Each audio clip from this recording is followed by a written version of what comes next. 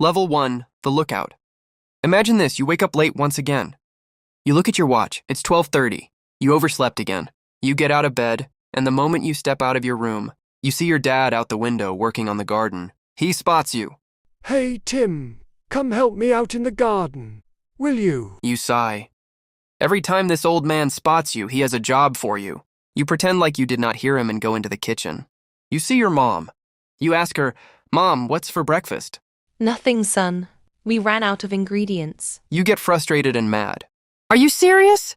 Every day I wake up, no food. I'm tired of this." You tell your mom, "I hate being poor." Your dad gets in right as you say this. He looks at you, into your eyes, and says, Son, remember, clean money made from hard work is 1,000,000 times better than dirty money. You look at him in disgust and walk out the door, storming out as your mom and dad are calling for you. You keep walking and walking until you pass some tattooed guys who look big and intimidating. And you can tell from the clothes they wear, they don't have to worry about money. You admire them. Everyone you see respects them. They look down once they pass. Right as you're looking at them, you see them beating up a guy close to death. You wonder what he must have done to deserve this. The guy they are beating looks like he owns the liquor store they are standing in front of. Then you hear gunfire from afar. You see the guys run and hide in a nearby alley. The military personnel come toward you and ask, "Do you know who did this?" The cartel members are looking straight at you from the alley. You tell the military personnel, "No, I've seen nothing." They believe you and leave, taking the beaten-up store owner with the ambulance. The cartel members come up to you and tell you, "You did the right thing. We like you for staying quiet. Do you want a job?" You say, "Sure, I need the money." They tell you they will pay you $100 a week, just to text them and the plaza owner if you see any military personnel around. You're just 15 and need the money badly, so you say yes. Technically, you're not doing anything illegal. You're just texting if the military personnel are around. That's not illegal, right? You come to find out the cops were being paid off, so you didn't have to worry about them. Only the military personnel. You're given a phone and a chair and start telling the members about any personnel you see.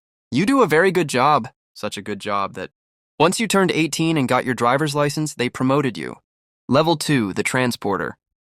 You get a message that says, "Tomorrow, 4 a.m. at the warehouse near the lake." You pull up the next day. You see a semi-truck filled with diapers and other random stuff.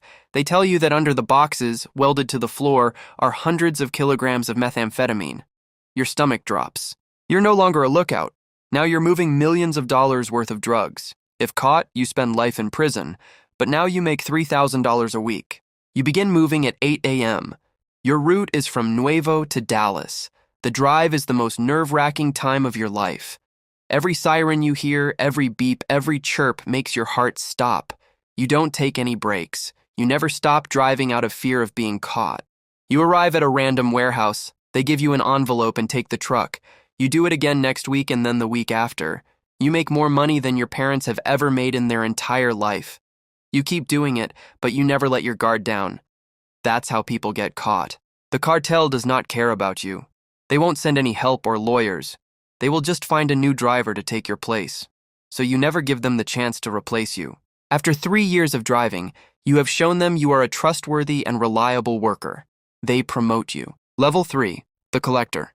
You're given a gun and a list of businesses. You go to all the businesses at the plaza, door to door. The business owners know the drill. They pay a tax, and it must be paid. Then you see a small shoe cleaner shop.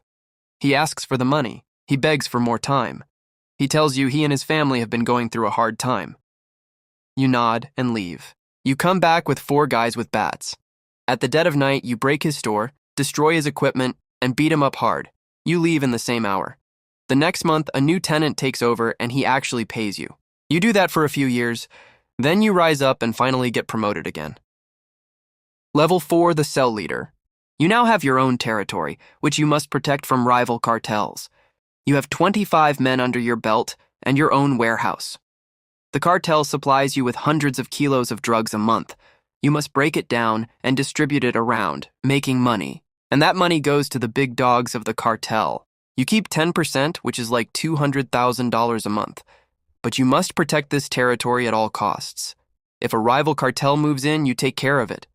If one of your guys gets killed by a rival cartel, you take care of it. It gets tiring.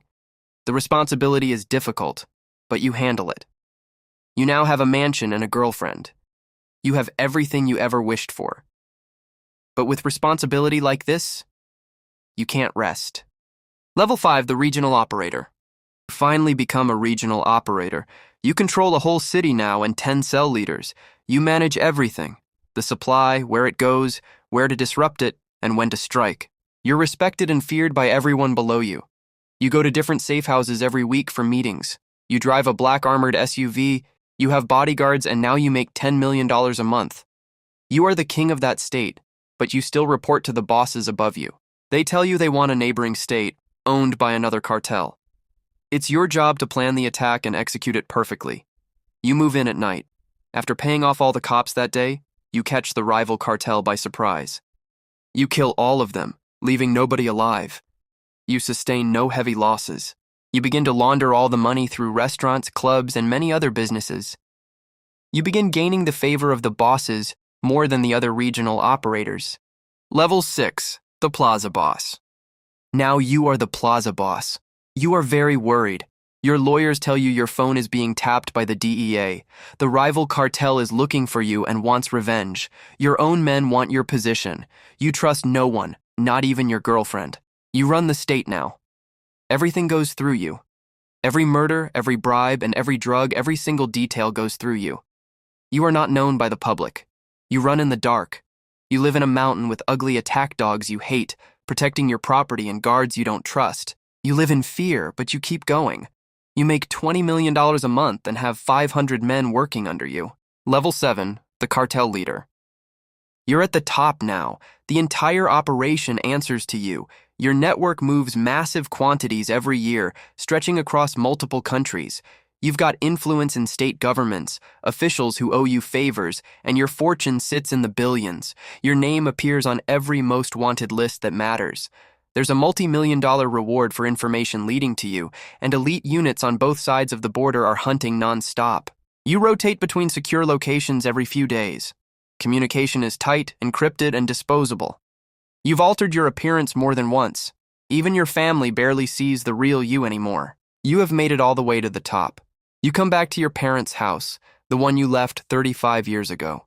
They have passed away long ago, not knowing what you did. You look at the garden your dad used to work in, where he used to call you for help and you used to ignore him. You shed a tear. You look into the kitchen where your mom could not find any food to cook for you. You used to be so much more comfortable here, so much happier. You regret every moment you left that house that day. You sit on the porch, remembering your dad's words. Clean money made from hard work is 1,000,000 times better than dirty money, and you could not agree more. Level 8, the Supermax. The police find you. It's over. However it happened, a raid at dawn, a trusted ally turning on you, it ends the same way.